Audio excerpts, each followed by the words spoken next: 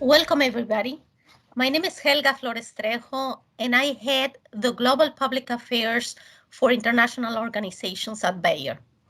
We work in this team out of the understanding that we will not be able to achieve sustainable development if companies, multilateral development banks, international agencies, and others don't exchange more and collaborate more. And indeed, the challenge ahead has not gotten any easier. Unfortunately, the global pandemic laid bare vulnerabilities and pushed us back in our step towards achieving the Sustainable Development Goals. We know now that we can expect 71 more million people that be pushed in poverty. And according to the Goals Keepers report, we really been pushed back 25 years in the space of 25 weeks. On the other hand, as we saw with the Peace Nobel Prize, the reaffirmation that peace and development cannot be achieved with empty stomachs. The good news is that I believe we are at the cusp of a major transformation in agriculture, one that is driven by digitalization and by bio-revolution. Furthermore, we are seeing also that investment in agriculture is looking differently, with more tech companies, venture capital, big banks, and multilateral development banks interested in this space. If you will, all the ingredients are coming together for major transformation. And this is why I am happy to welcome you all to this conversation. With that, let me introduce to you the moderator of our dialogue, Dr. Holger Kray, who's the practice manager for agriculture and food security at the World Bank's Africa Sustainable Development Group. He has great experience on the topic as an agricultural economist and having worked not only at the World Bank, but as a consultant with international organizations like the FAO. With that, Holger, the floor is yours. Thank you very much, Helga, and a very good morning, a very good day to you and to all our participants. You've been highlighting very well how we are in midst of a force field. On one hand, we're facing a global situation at this point in time, and I don't need to repeat what you just highlighted. On the other hand, we also see that the demand for agriculture products and food products is constantly increasing, and that we see a number of structural factors that really speak for improved agricultural investment and development. I'm particularly pleased this morning that we come together with a distinguished panel of entrepreneurs and agricultural investment practitioners. With me this morning are Juergen Eckhardt, who's the Senior Vice President and Head of LEAPS at Bayer, Adam Struve, who's the Global Commodities Sector Lead at the International Finance Corporation, IFC, and John Dombrosky, who's the CEO at Oerth Bio. Let me give you an opportunity to introduce yourself individually. I really want to hear from you. What's the particular exciting factor about the business that you run, and what excites you about financing innovative agriculture? Let me start with you, Juergen. A very good afternoon to you. Thank you very much, Holger, and good morning, good afternoon to everybody listening. My name is Juergen Eckhardt. I'm the head of LEAPS by Bayer. LEAPS is the impact investment arm of Bayer, and our mandate, our mission really is to invest in breakthrough technologies at the very early stage, technology platforms which could have a disruptive potential in the way we do agriculture and or healthcare. As you know, Bayer is very active in agriculture, but also in healthcare with two of our divisions. And as I said, LEAPS is really focused on investing in those potential disruptive technology platforms. As such, I'm totally excited about our current wave of innovation that we are seeing. Innovation tends to come in waves, and while we have seen a lot of innovation in tech in the previous decades, we believe that biology is really poised to deliver a lot of breakthrough technologies going forward.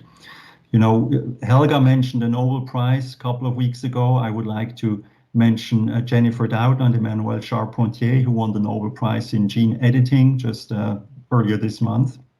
And that's just an example of one of these technologies which is about to revolutionize the way we do agriculture and healthcare. And that's why I'm super excited to be in this day and age and in this role here, where we are really trying to seize those technologies to create a better world. Thank you very much, Juergen, for the introduction of yourself and of LEAP. LEAP is a good segue. Let's jump across the Atlantic. Adam Struve, Global Commodities Sector Lead at the International Finance Corporation. Over to you for a quick introduction and for sharing with us what excites you particularly about financing innovative agriculture. Thanks, Holger. So as Holger mentioned, I lead IFC's engagement in and around the sectors of agricultural inputs, so everything you need for farming itself, and then processing of agricultural commodities and other agricultural products. So for those of you who don't know IFC, think of the World Bank Group, and we usually associate that with engagements with sovereigns, in particular emerging market sovereigns. The division of labor in that World Bank Group is IFC focuses on the private sector. So our clients are private sector companies. And on this question of what excites me the most, so I mean, I agree that there's a lot on the biological front, but what's very important to remember is despite all of the innovations that we've seen in agricultural production, it remains the least digitized sector in any sphere of human activity. And so this, of course, presents enormous opportunities. And so that's what I think of most. Just simply the application, the rollout of digitization has enormous potential for productivity gains. Yeah, thank you very much, Adam, also for explaining how IFC within the World Bank Group is actually the arm that focuses on the private sector. I want to head over to John Dombrosky. John, you're really one of these CEOs that drive at the very edge, at the frontier, at the innovation frontier of financing innovative agriculture. John, over to you. Thank you, Holger, and thanks for the chance to be part of this great panel and talk a little bit about Oerth Bio. I've got some experience working at major global agribusiness as well as in the very earliest stage of seed and development venture investing. And so my role at Oerth Bio as the CEO is to kind of combine those two worlds together to develop an early stage translational technology into something that could be highly impactful for farmers around the world. So what we do at Oerth Bio, and it's in no small way a huge nod to the effectiveness of the Bayer Leaps model, where we have a substantial amount of intellectual property and capital available to us to translate an early stage transformative technology in healthcare quickly into agriculture. And I think it's paramount to think about that from a creative lesson learned standpoint, is how can we think about the agri-food business in a way that looks to other industries, digital or chemistry or biology breakthroughs that over the next decade might be the window to really transform the next 100 years of farming. How can we learn lessons even from the early stages of our company's development at Oerth Bio, where we are developing PROTAC protein degraders to apply quickly into agriculture and life sciences? And how can we take lessons from that and think about the global agri-food system and take those lessons and translate those over into applicable use cases as well? Thank you very much, John. How exciting. I will come back later in our conversation with the question of applicability. I'm very sure there's an audience out there that realizes that agriculture is not a homogeneous sector. that's made up of structurally homogeneous units. So I want to come back with all of you later to that question of applicability from like large scale corporate over medium size emerging to smaller scale farmers, and understand how financing innovative agriculture can actually help in all these. So let us start the panel. Thank you very much for the introductions. I want to invite you to spend a moment with me on a segment that I want to call Facing New Realities. As Helga has been alluding to in the introduction, the agro-food sector is undergoing substantive change, substantive restructuring on all continents. And this is, of course, a change that started well before the current attention was dominated, rightly so, by the COVID-19 crisis. John, I want to stay with you right away. Could you, beyond the excitement that you just shared in your investment field, think a little with me about what are the bigger trends within agriculture that you consider most innovative and exciting to the investment community, but also invite us a little to your thinking on how COVID-19 has changed the way you think about investment for innovative agriculture. John. Sure. Thank you, Holger. So taking maybe the second part of that question first, when COVID-19 hit as an early stage, well-funded startup, although we didn't see business disruption per se, not having to rely on revenue as so many other companies did that are consumer based, what we did is actually took a really close look at what's truly essential. And I think globally we've learned a big lesson through this crisis about how essential our food and agribusiness global system really is. It's the most complicated human machine ever built, which is our global food system, if you think about it like a machine. And that machine is very tenuous. In fact, in most even developed cities, I was shocked to learn that there's only between 5 and 7 days of food in those cities. So we sit on a pretty imperiled perch when we think about our global food system. So that even emboldened us further at Oerth Bio to think more broadly even than simply thinking about less inputs for more outputs, and think about things from a more holistic standpoint at Oerth Bio about how we can bring value throughout the food system. It turns out that protein degraders and PROTACs, and particularly the technology that we're enabled with at Oerth Bio, it's a once in 50 years or once in 100 years truly novel small molecule chemistry platform. And to do the food system just, we really want to think more broadly. And so the COVID crisis has caused us as a leadership team and a management team and a board at Oerth Bio to think more broadly about where we can have impact in the food system.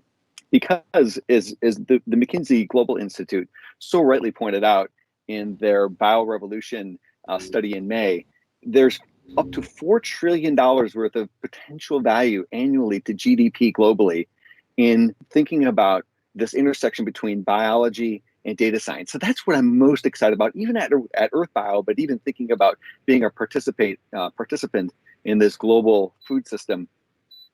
How can we unlock that value? The McKinsey report states that 1/3 of that value could be attributed to food and ag. And so I'm so excited for the future of Oerth Bio, living at that intersection of data science, chemistry, and biology, but also as well for the larger opportunities as well as those genres intersect one another. Thank you very much, John. And I want to pose the same question to Adam. Adam, as a global commodities lead at the IFC, I'm very sure at any point in time you keep a bird's eye perspective on the sector. So I would also love to hear your perspective on what do you see as the bigger trends that for innovation in the agriculture sector, and also to you the question, has COVID-19 and what we see it doing now to the global food commodity system changed your perspectives on what a future investment portfolio would look like?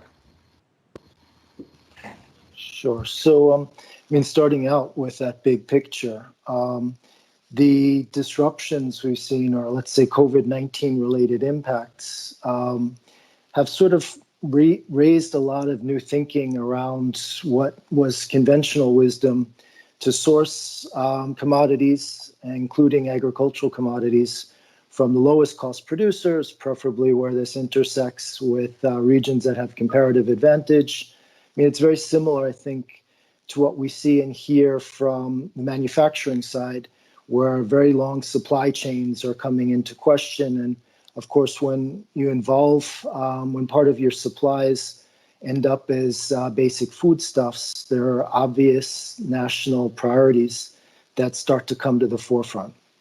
But this is, I think, a very important factor, and it does give us a lot to think about. But if I try and bring this back to the level of investable themes, one of the things I can say is that the level of our portfolio, so our portfolio consists mainly of companies, so all operating in emerging markets, mainly in primary production, some of them in production, distribution of farming inputs.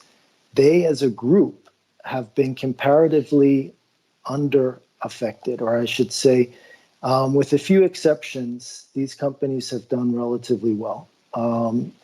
So one of the things that I look at, though, when I listen to where these companies want to go and how they want to make themselves more pandemic proof, it's really going to be about the next level of automation. And so that would be the more investable theme around automating even more what they're doing. Adam, do I understand you correctly if I summarize that you feel that the larger food sector is not that impacted and that you see prospects of the global agri-food system growing undisturbed? No, so what I was saying is there's a lot of parts in the overall food system, agricultural system that have been impacted, for sure.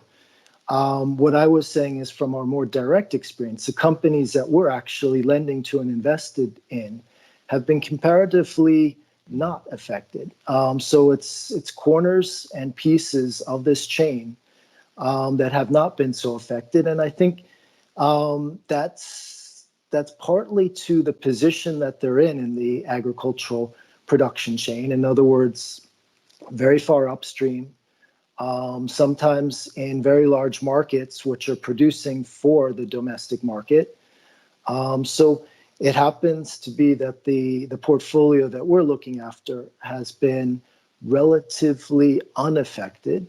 But of course, these are companies that want to make sure that they're ready for, so obviously COVID-19 has gotten us thinking outside of a lot of boxes, including the fact that there could be a pandemic that comes along and wreaks this kind of havoc on the world as a whole. And so when they look at how they would better position themselves, that's where they look at the possibility of further automation. Thank you for explaining that, Adam. And I think in what you say, there's a humongous opportunity for drawing lessons on what makes certain brackets of the industry particularly resilient. Resilience defined either as being less impacted by a shock or being able to recover after a shock. We'll come back to that in a moment. Juergen, I want to head over to you. Adam's and John's bottom line are largely dominated by, of course, the economic outcomes of the investment activity. As an impact investment specialist, your bottom line is also impacted by what the investment does to higher level objectives. Can you give us your perspective on what you see as the most exciting, promising innovations you are seeing in the ag and biotech domains? And how do you see the role of these in the current context of the often quoted need to build back better or even build forward better? Sure. Thank you. So, John was mentioning the food system being one of the most complex machines that we have created, right, in the history of mankind. And I agree. It's also a phenomenal machine if you think about how it has allowed us to feed an ever-growing population, right? and bring so many millions of people out of hunger. But I think going forward, we also realize that this machine has significant impacts on the environment and on our planet, right? And where the focus in the past was really about producing more food to feed more people, I think we at Leaps want to really help a shift of that focus towards better food, a better system, that is more sustainable. That's really what keeps us going, and what we are focused on, and what we are excited about is to help change this food system so that it is more sustainable. And we see a lot of exciting technologies to that end. I mean, first and foremost, I've got to mention protein degradation, which John mentioned, right? It's a phenomenal technology that will have a huge sustainability impact. And I'm sure John will be able to talk a little bit more later on. But let me maybe just pick out two other technologies that I'm really excited about, and explain to you why we are excited about those technologies from a sustainability point of view. First is vertical farming. Right? If you think about the food that we are eating in cities today, very often has been shipped, thousands of miles until it reaches our plate. Now, vertical farming, the idea there is really that we produce, for example, our vegetables in our mega cities on a small fraction of the land that would be required elsewhere, elsewise, on a small fraction of the water that would be required compared to traditional farming, and importantly, with almost zero transportation ways. Instead of traveling thousands of kilometers, our vegetables and fruit may just travel, half a mile or something like that, right? And with that, obviously, all the carbon emission that comes with transportation would be gone. The food wastage that would come with transportation, the time delay between growing the food and until it hits your plate, that would be shortened dramatically, and you would have a fresher produce on your plate with less wastage. So that's just one of the technologies that we are excited. And as you may have seen, we've actually co-created a new company called Unfold that is exactly trying to harness this potential of vertical farming by basically producing better seeds and germplasm, which are optimized for use in these farmhouses, in these vertical farmhouses. Let me maybe give you another example, if I may. That would be nitrogen fixation. As many are aware, a lot of the fertilizer, basically the main ingredient in fertilizer is nitrogen, right? And the interesting fact is that where is most nitrogen? Our air is basically full of nitrogen. The air that we breathe every day is full of nitrogen, right? So if we allow plants to fixate the nitrogen from the air, we could get away with much less fertilizer and hence much less impact on the environment. And that's another technology that we are supporting through our joint venture called Oerth Bio, which we have created a few years back, which is trying to do exactly that, among many other things. This is very exciting. I thank you, Juergen. And at this point in time, apologies, I'm very sure that the audience that listens to this cast is hugely interested in all these aspects. At this point in time, by the way, we have more than 5,000 views. People from over 70 countries are connected to this discussion, from Turkey, Mexico, Brazil, France, India, Iran, Morocco, Peru, Dubai, Guatemala, the US, China, Germany, many other countries. I can't list them all. I encourage you to post your questions, because once we are done with this initial panel, we'll pick up on these questions, and Adam, John, and Juergen will be on the grill of the participant views. John, before we move on, there is one question I should have asked you earlier. What is protein degradation, by the way? No, please. Thank you for asking. The targeted protein degraders, and this really does allude to a topic that I'd love to be able to bring forth, which is the translation of other technology genres and areas and sectors, from basic research into translational research into application. So because protein degraders are a wonderful example of shortening the cycle to move from something that would be construed as perhaps a drug development or healthcare platform into ag. And here's why. So Dr. Craig Crews from Yale discovered protein degraders and utilizing the ubiquitin proteasome system within cells, which is basically the cell's own, think of it as a garbage disposal mechanism within each cell to regulate or dispose of either unwanted or unneeded or perhaps dangerous proteins. And every cell has them, and every sentient being in across the world, microbes, animals, humans, and plants as well. In fact, plants have to 2 to 3 times more of these mechanisms, E3 ligases they're called, within their cells as do animal systems, because plants can't run away. So they've had to use the system over millennia of evolution to adapt to their environment while they stay in place. So John, protein degraders take advantage of this. So this is part of the internal waste disposal and keeping a healthy system in bioorganisms, I understand.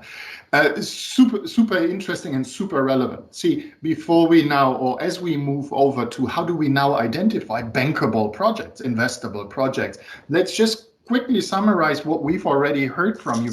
Juergen has been talking about improving or reversing a negative environmental footprint that the food system that was very successful in feeding a growing world population has unquestionably had.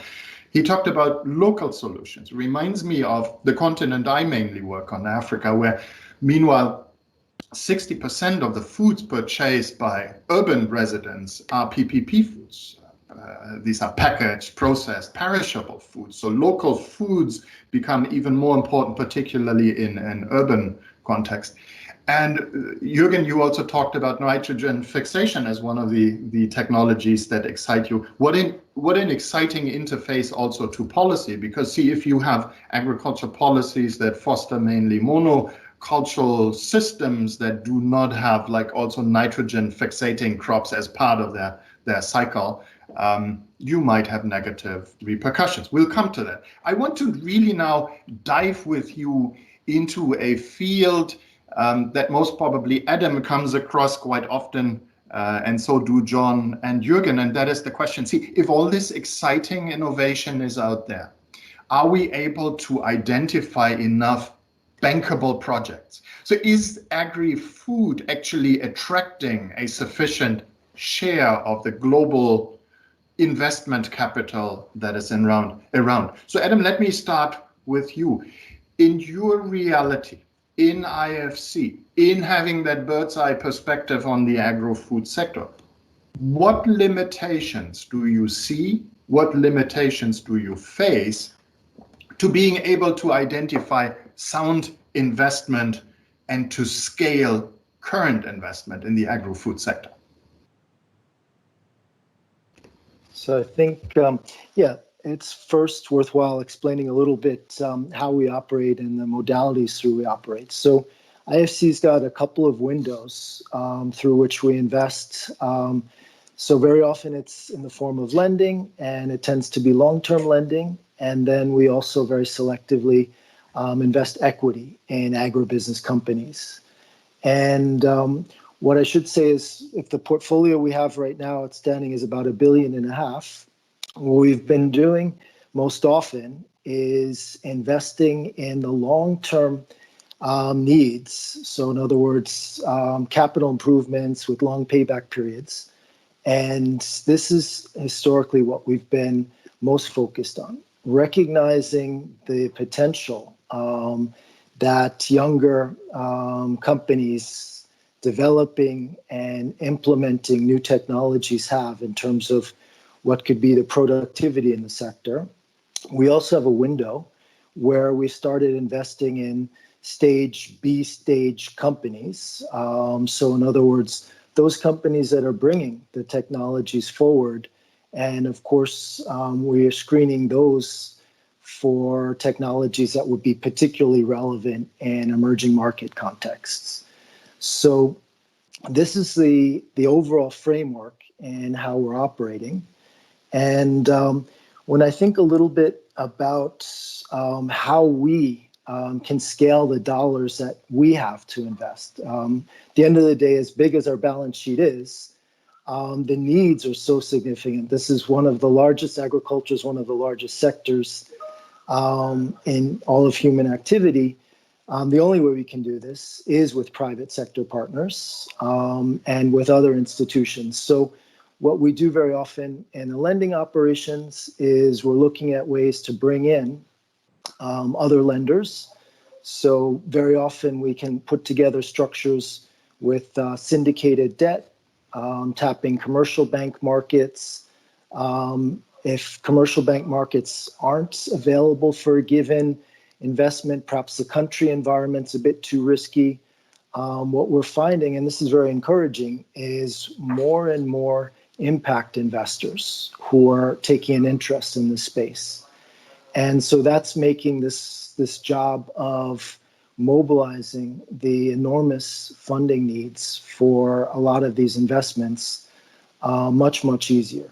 And so it's been about mobilization. It's been about this window I mentioned before that we have onto technology, where we're able to start understanding that technology and participating. And these are some of the things we're doing in terms of looking at what we can do more than what we've done, let's say, in the recent past for this sector. Thank you very much, Adam. So I take it's not for lack of innovation and innovative technologies and good new ideas. You talked about the risk exposure and how you assume some of the risk that commercial banks would not be able to take. Agriculture and food are, of course, risk exposed sectors already because they work in the natural environment, and that is an environment where we increasingly face a volatility of climatic factors. So in addition to having alluded to risk, you also alluded to the increasing role of the impact investment sector, and that's exactly where I want to head over to Juergen. Juergen, what are the risks that you have identified, and what partners are you convening to share the risks related to investment in innovation in agriculture? Sure. Yeah, as Adam was saying, there are a number of impact investors have appeared on the scene over the last few years who really share that passion and that excitement to basically change the world of agri-food by becoming more sustainable. So access to capital and partners has actually improved significantly over the last few years. I maybe just give you a few examples so that you see what partners we are working with. So again, going back to Oerth, this protein degradation technology was actually developed by a company called Arvinas, and they are focused purely on human health. They are basically a drug development company. And we realized the potential of this technology and plans, approached this company and said, would you be interested to create a joint venture together with us where we would harness your technology and your IP outside of human health for agriculture? And they were, and that was really the beginning of Oerth Bio. Likewise, I mentioned the other example of nitrogen fixation. We partnered with a company called Ginkgo Bioworks out of Boston, who are a synthetic biology company, basically, and we saw their technology and basically convinced them of creating a joint venture together with us called Join Bio that is harnessing that technology and hopefully will help us fixate nitrogen from the air for these plants. So these are just two partners that we have, and we have others. The vertical farming, we did that together with Temasek, the sovereign wealth fund from Singapore. So partnering wasn't really a big problem for us, finding like-minded partners. The important thing is that partners do share the same vision and excitement, and have the same patience, because changing this food ag system is not going to happen overnight, unfortunately, right? This has developed over hundreds of years, and any change will require time. And the technology itself really is just one element of this. What we must never forget is really, at the end of the day, the other stakeholders in this. Most importantly, the smallholder farmer or grower, right? Any technology, his life and his livelihood depends on being able to continue his business. And any product or technology innovation that we bring to him must work from his perspective, right? If that doesn't work from his perspective or her perspective, then we will not, the technology will not be successful, will not be adopted, and we will not have had the impact that we all need. I couldn't agree more, Juergen, and that is deserving of a self-standing discussion. Not that we cannot cover it today, but it is such the topic of transfer and translation into her reality. The smallholders' reality is an important one. John, Juergen just talked about various stakeholders, and that brings to mind that one of the stakeholders that of course has an influence is also the public sector.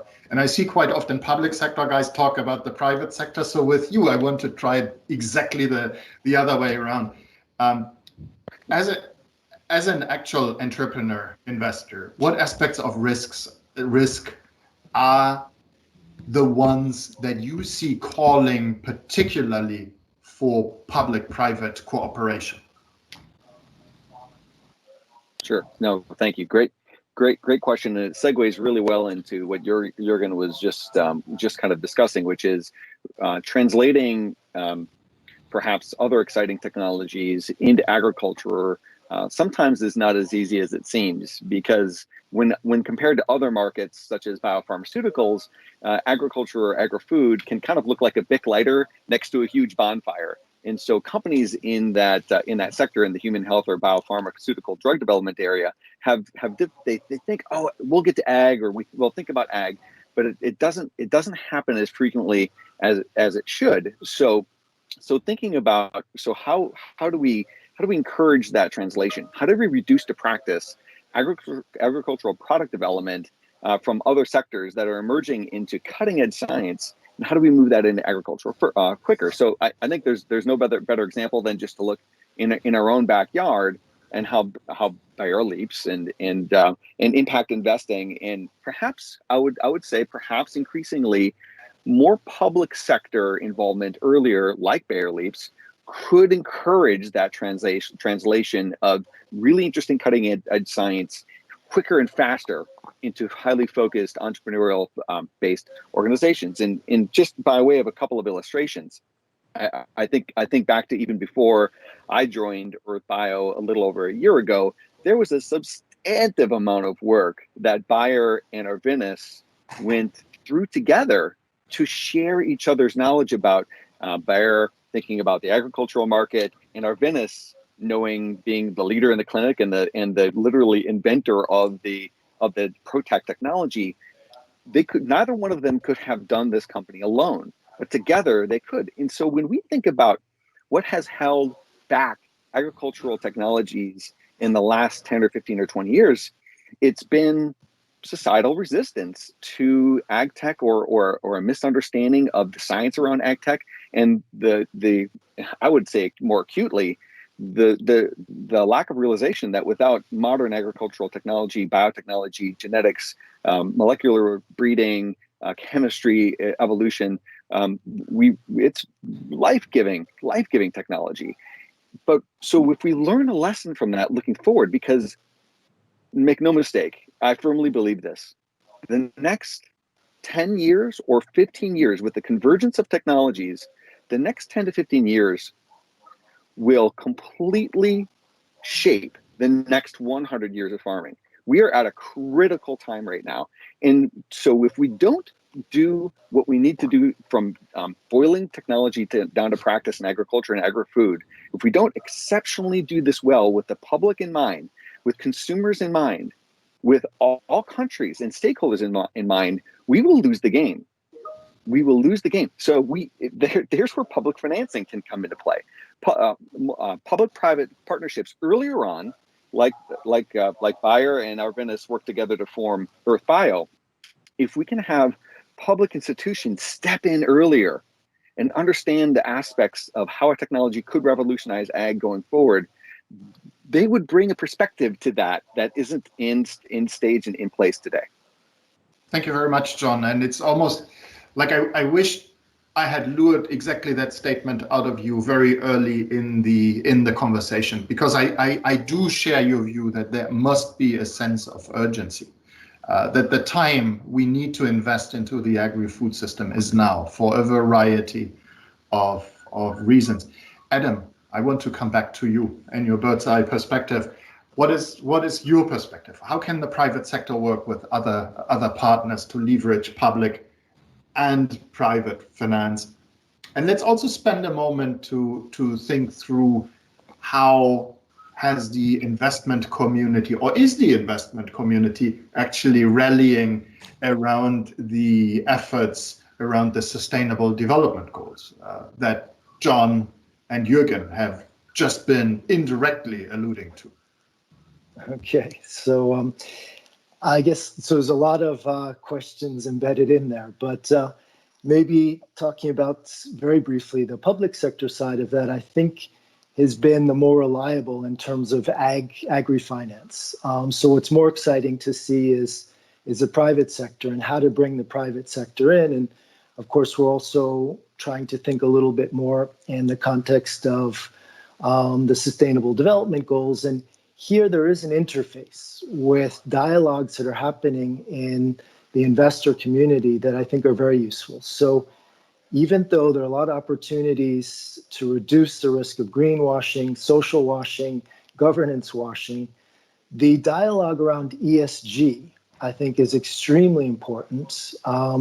It's a way to really bring in the private sector, and the private sector is coming in. It's happening now, but in a manner where we can get past a lot of the temptations, the instincts to really go for the lowest common denominator, races to the bottom. And so I think this is what makes the current dialogue that you see in the investor community around ESG very, very powerful. So I think with that as an important development opportunity right now, the question is where can we mobilize some of that lending? Where can we mobilize some of the equity appetite?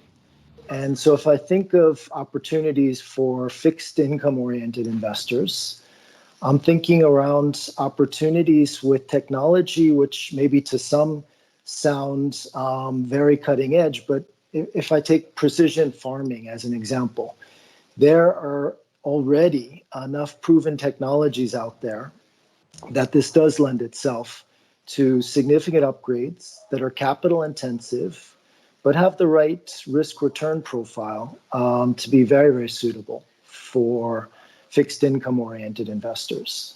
And so I think that here there should be a lot of attention paid to. And the other thing, of course, is in an emerging market context, some of what we might take for granted in developed countries become very, very easy, big bang for the buck type opportunities.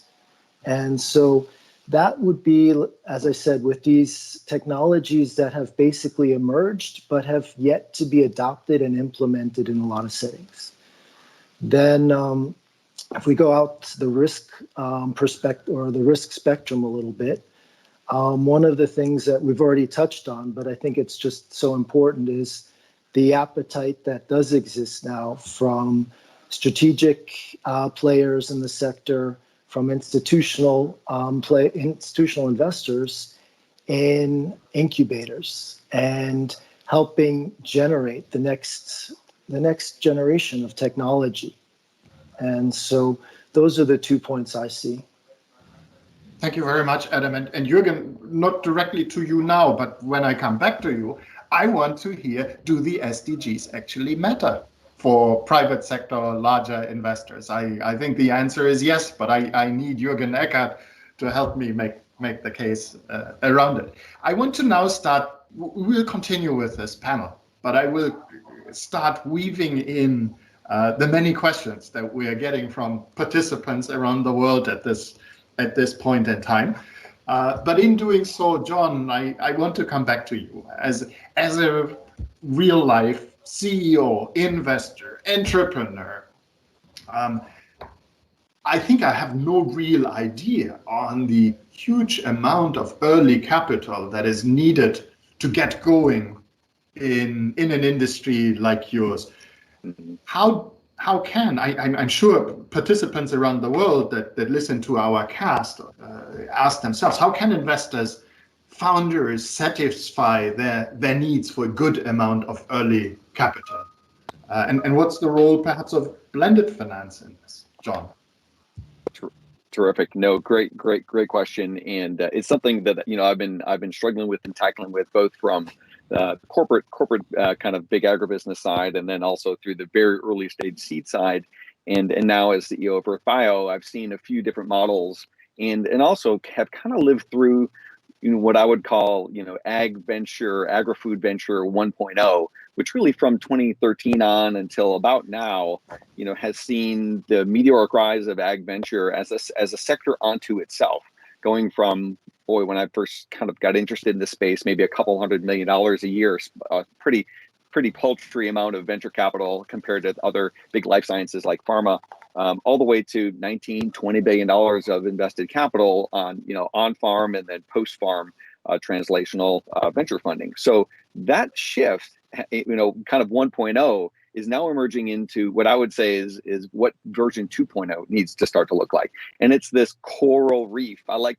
people call ecosystems, and compare those to economic terms. I like to bring it down to something even more maybe understandable for me, which is kind of like a coral reef. And there are lots of different players in coral reefs, big sharks and smaller crabs and eels, and coral has to be there. And the emergence of the 2.0 version of the agri-food coral reef has got to include a quicker ramp up of those long range investing opportunities, in particularly translating data science and biology. It takes time. It takes upwards of 10 to 12 years to develop a new crop chemistry product like the ones that we're working on for crop protection, for instance, at Oerth Bio. And that takes patience and a long duration of timing and a significant amount of capital. To do the incremental, we'll do another 12 months of financing and then we'll see, and then another 12 months of financing and we'll see, is distracting for management. It causes there to be a difficulty in recruiting great people, and also gives ambiguity around the future of the business for even how are we going to set up facilities and what types of equipment should we buy. So having larger structured finance earlier, once something is de-risked through diligence, having a larger tranche of financing that can give runway for a business such as ours at Oerth Bio for 3 or 4 years, to have runway into, we can imagine a bigger picture. We can imagine crop protection and how protein degraders can impact crop health, and how maybe we could impact nutrition and wellness. And that is enabled by the fact that we've had this significant amount of capital. So the last piece around this that I'd love to just touch on, which is blended finance. That's where institutions that are either non-for-profits or publicly funded institutions can really step in once there's some sort of initial de-risking event that's occurred in a company, helping provide that runway. I think I've worked with the Gates Foundation in previous lives, and they've done a wonderful job in matching what's important for the emerging world versus what's important for the developing world, and can they combine those two elements together and insert some more capital and cash into a company. And I think models like that we should see more of in the coral reef as it evolves in 2.0. Thank you very much. And Juergen, I need to hear you on this one too. How to overcome the initial capital hunger and need in setting up truly innovative business lines, such as you in your in impact investment industry, and perhaps weave in also, what do you see as the current and medium-term trends in equity and impact investment? So help us to think this a little beyond the horizon of this afternoon. Sure. Yeah, so I think it's really good news. If you compare just maybe to 5 years ago, today we have many more investors who are willing and interested and excited to invest in these early stage technologies, because at the end of it, ag and food is very personal and is something everyone connects with on a daily basis, right? And I think people are realizing what a big lever we are having with agriculture for positive change in terms of greenhouse gas emissions, etc. SDGs, you mentioned it, right? And I think very, very many investors are realizing what a big lever this is and are therefore flocking into this field. So we have, as I mentioned earlier, we have had no trouble in finding like-minded partners who would love to embark with us on this journey. And most importantly, obviously, we've partnered with the entrepreneurs, with these bright minds who have their scientific ideas on how technology could help make this, pull this lever basically, and making agriculture a positive impact on the planet. And that's really what LEAPS was all about, to partner early with these bright minds, not by acquiring that technology and bring it in-house into Bayer. No, that's too early. That would probably destroy many of the technologies. We like to keep these at arm's length. We like to support them not only with our cash, but also with our know-how, expertise, in some cases with our IP. Sometimes we are contributing IP products from our end that help seize the potential of this technology. And I think that's the way to do things in the future. We can call it open innovation. Not everything has to be kept close to your chest and in your own company, but we need to partner with these brightest minds and the best scientists, etc., to unleash the potential of these technologies and have a positive impact. Thank you, Juergen. I want to take you on a rapid fire of like infusing a couple of more participant questions. And I chose 3. I want to read them to you right away, so you have a moment at advance notice before I call on you. Juergen, Veronica Abad asks whether there are new disruptive technologies in soil recovery. With the amount of usable soil and fertile soil degrading, I think a very pertinent question. I'll come to you on that in a moment. John, you in your initial pitch, you talked about the need for better digitization or the opportunities that digitization offer. And here's your question from Ravindra Takare. How can we help farmers with digitization? So how do we bring it to the farmer? And then Adam, I'll come to you at the end of this rapid fire with the question that was posed by John Wardzinski. He says, regenerative agriculture does not sound very innovative, but there's a lot of new interest and new players and new technologies in this space. How would you suggest that sustainable agriculture innovators pitch themselves to investors, such as, for instance, yourself? Juergen, back to you. New disruptive technologies and soil recovery with the request for a rapid fire response. Thank you. Yes, thank you. So soil recovery, obviously, I talked about vertical farming, where the purpose is to reduce, the land that we require to grow our vegetables and fruit. So that's one way how we can deal with the scarce soil. I guess the question was more around how do we recover soil that has been lost to agriculture, right? And quite frankly, we don't have an active investment in that space. We have been looking at a few, but if the person who has raised the question has great ideas for us, we would love to review that, because that's obviously an important lever. John, over to you for a rapid fire response on digitization and bringing it to the farmer. Sure. No, prior to my joining or being selected by the universe to dedicate the rest of my career into ag, I spent time at Thomson Reuters developing new informatics platforms for professional spaces like law and accounting and compliance and government. And when I joined ag, I was almost aghast at how few and little data conversion there were for good tools on farm. And I'm delighted to see that emerge and those platforms begin to really make value and create value on the farm. And so I watch with joy and pleasure as each harvest comes through and more data are gathered on the soil, above the soil, through the soil, during each of those 40 or 50 key decisions farmers have to make, both in smallholder and big large farms every year. So I love the digital space. I would just add maybe a nuance to digital, because we always think about digital on the farm, but the digital revolution that really will impact farming, maybe perhaps the most, is this intersection of digital and biology. So being able to, for example, at Oerth Bio, when we look at using Protex and we want to select a specific part of the plant, we now have, and we wouldn't even 3 years ago, we now have, we can select a weed and look deeply at its genome and use data science for the first time really ever to unlock the code of how to interact with that particular plant while not harming or touching other plants in a way that's really naturally sound and safe. So we prospectively, to bring perhaps better and safer and de-minimized crop chemistry will take data science in order for us to get there. And so I would actually think about data in two ways. One, data on farm, of course, but two, data as it relates to platform technologies as they're being built in chemistry and biology won't be seen directly by farmers, but they'll benefit greatly from it. Oh, okay. John, see, the advent of modern sensors offers all these opportunities, particularly for bringing it down to the farm. Again, worth a separate event almost. Adam, rapid fire response to that question that was asked. Regenerative agriculture sounds like old wine and new bottles. It's not my role to agree or to disagree as a moderator. I think regenerative agriculture is the name of the game.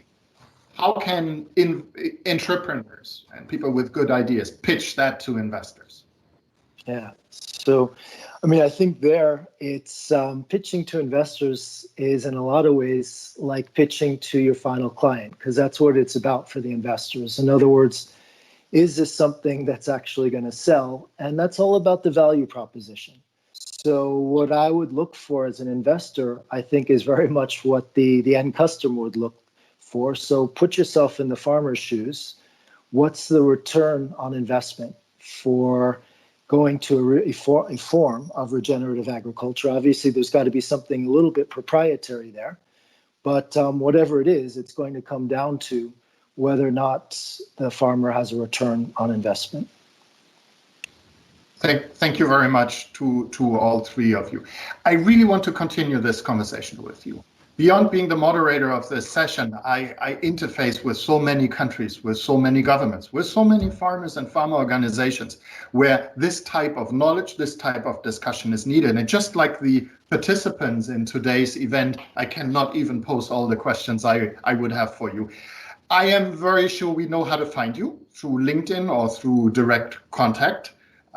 Since our time for this event today is up, I really want to thank Juergen Eckhardt, Senior Vice President and Head of Leaps by Bayer, Adam Struve, Global Commodities Senior Lead at the International Finance Corporation, John Dombrosky, CEO of Oerth Bio, and Helga in signing over and back to you. I also thank you for the opportunity. My name is Holger Kray. I'm with the World Bank. Thank you. Thank you so much, Holger. From my side, thank you for a wonderful moderation. And just to say, I think to taking what John said, the next decade would be decisive. We know we have this confluence of the urgency driven by climate change and now by the pandemic too, and the confluence with the technology, with digitalization and the bio-revolution that we spoke about. So it is really on us to take this opportunity and make the next decade count and really achieve the Sustainable Development Goals and beyond, as that Holger mentioned. So from our side, we truly believe that it is this kind of dialogue, bringing in the multilateral development banks, the companies like Bayer, bringing the entrepreneurs and the public sector together to take really and realize the opportunity. So thank you all for this dialogue. We'll have more of these. And for my side, to all those that participated, do reach out, send us your comments and your ideas. It is on all of us to realize the opportunity. So thank you very much and have a wonderful day, evening, morning. Bye. Bye-bye, everybody.